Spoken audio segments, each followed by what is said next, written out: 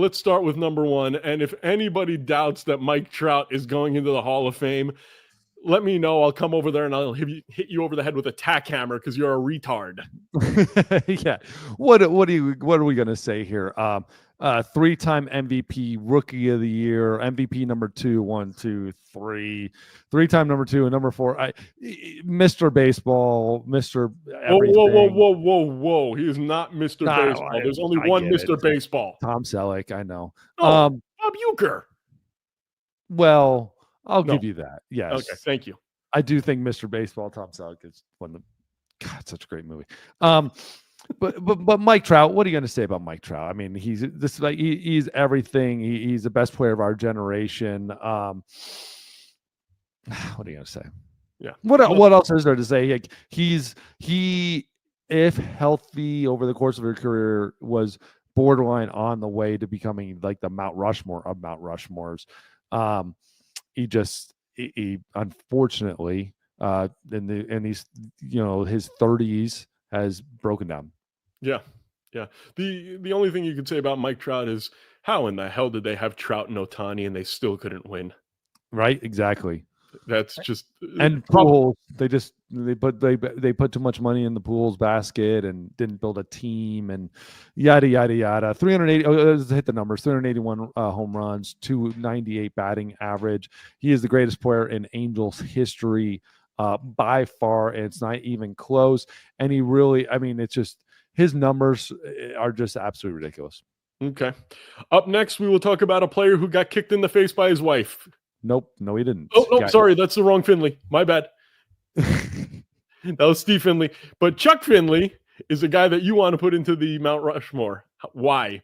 Okay, one, let's just say this pretty quick. The Angels get pretty thin, pretty fast for like historic players over the course of their careers. But at the end of the day, as far as an Angel is concerned, probably the best pitcher while an Angel in their history. I'm going to say that, trying to be very clear about that. Yep. While being an Angel, he was probably the because he's an all-time leader in starts, wins, innings pitched, and just like basically everything on leaderboard as far as an Angel, he's the man. He went over 200 innings 8 different times, 13 complete games in 93, 14 seasons out of his 17 of his career were as an Angel. Led the league in starts one year and wins one year, or complete games one year. I mean, it's not like he had this incredible, crazy, great career, but he was very good. 200 and 173 over the course of his career. He was a very good pitcher, and you knew what you were getting every single time he stepped on that mound. Up next, the fish buffet continues. We already talked about Trout. Now it's time for Tim Salmon.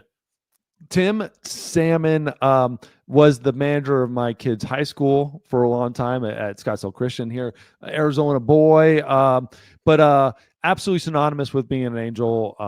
Won the World Series there, was just an incredible player from the moment he came on the scene as Rookie of the Year. Just a great baseball player, just a stud. Like, he intimidating at the plate, even though he never hit more than 34 home runs. But like, you just saw him at the plate and you're like, dude, this dude was a monster. Overall, just a very good hitter. Ended up at 282 batting average over the course of his career, almost 300 home runs, 299 home runs. Very good player. And again, one of the cornerstone players of that Angels World Series team. What's crazy is so many of those players that were like the core guys were Angels for a long time. Yep. And then they slowly built that team together, and it came together when they're all like 30s and not like, it's so funny because like it took a while and then they all hit and won that World Series. Up next, the worst trade in Mets history, Nolan Ryan. What was the trade? Was it Jim Fregosi? Maybe. I'm not sure. I'm not sure. I am not sure. I've got it mentally checked out on that one. But yeah, it's fine. So understand here, the whole point of this and what's cool is like you can only be on one Mount Rushmore. So Nolan Ryan, I got a lot of grief for not being on the Astros Hall of Fame. or an Astros Mount Rushmore. He was very good for the Astros. Incredible for the Astros.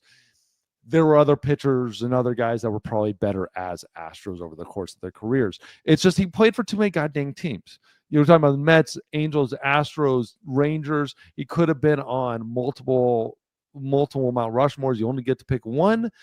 Dude, there was, from a competition standpoint, he's easily one of the best Angels of all time, even though he spent not a whole lot of years there.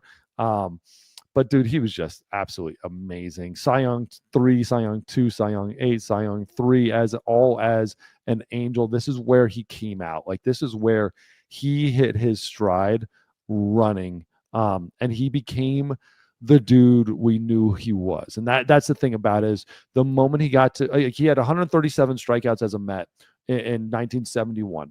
The next year he had 329, then 383, 367, 186, 327, 341. Like, all of the years that he led the league initially in strikeouts were Angels. And like, that's the turning point of his entire career, was being an Angel. Yeah. All right. Up next, who do you have as your next guy in? And by the way, Jim Fregosi was traded for Nolan Ryan. Was it? Correct about that. Yeah. Speaking of Jim Fregosi, I have a tie between Jim Fregosi, who actually probably earned this spot, and Shohei Ohtani, who unicorned his way into this spot.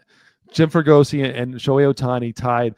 It's just the thing about Ohtani, he did not have as much impact from a team standpoint over the course of a career. I mean, Fregosi played 11 years as an Angel, like 1,400 times, like games, like he hit. I mean, he did everything, was a great player for the Angels. I don't want to downplay that.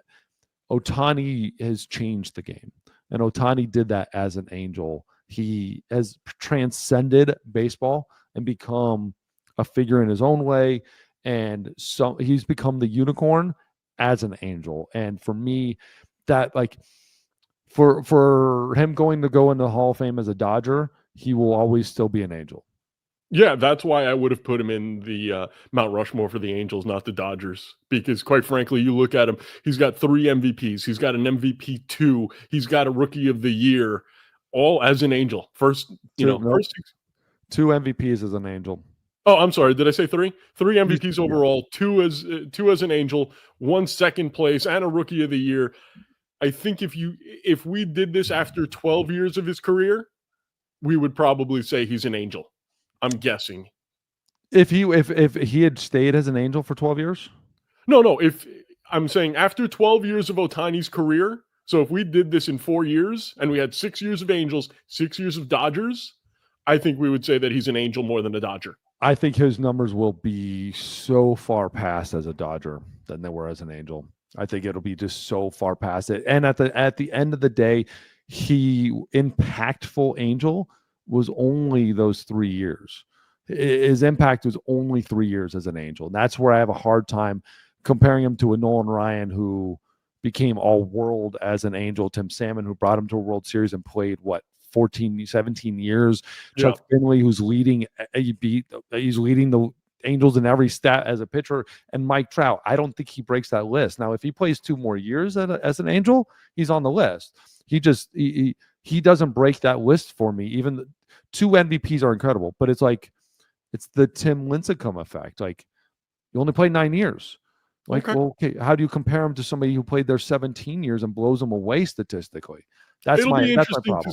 It'll be interesting to see, once he has 6 years with the Dodgers, 6 years with the Angels, what you would consider it. That's all I'm saying. In 4 years, we're going to have this conversation again, and I want to know what you think. I don't think it'll be remotely close. I think you'll be incredibly surprised by how far and away his stats will be. I think you take 3 years as a Dodger and you compare it to his 6 as an Angel, I don't think it'll be close. Before we get to your guy that's on the team right now that could make it in, I got a couple of names, and you tell me how far off they are from getting there. Jim Edmonds? No, nowhere even close. All right, here's a guy that people forget about that I think is far more important than Angels history that they don't talk about. Garrett Anderson. Yes, he would be way closer than Jim Edmonds. Jim Edmonds was a Cardinal who became a couple years of greatness, a couple years with the Angels. Garrett Anderson to me and Tim Salmon were close. Tim Salmon played a lot more there and had a lot more of a longer term impact. I think when you ask an Angels fan, Garrett Anderson's name will come up, but when you throw those four out there, they'll be Garrett Anderson or Tim Salmon as an Angel. Garrett Anderson had the peak, Salmon had the career. And I said it when we did the A's baseball club. I still think of Reggie. I must kill the queen. Yes. Sorry. That might be, without a doubt. And Reggie might be known for a couple other teams over the Angels. Great time. He was a great Angel. Just didn't play there long enough. Yeah, the Angels are kind of like the Mets where they have some guys in there. You know what? I'll tell you about this as soon as we're done. I just want to get to your last guy. Who's the guy who's on the team? Zach Neto. Okay. Zach Neto, stud, young, absolute stud. Last year is kind of coming out year. I mean, the dude had a 5 WAR last year. He's a great baseball player. I think he needs to bat the ball contact a little bit better. He strikeouts, 140 strikeouts last year and 602 at bats or plate appearances. A little too many strikeouts for him. It should be a little bit. You knock that down a little bit. 250 batting average. Let's pump that up. Those are rookie numbers. And that's exactly what they were, rookie numbers. Great young ball player though, 24 years old this year. Great ball player. Let's just be you, dude.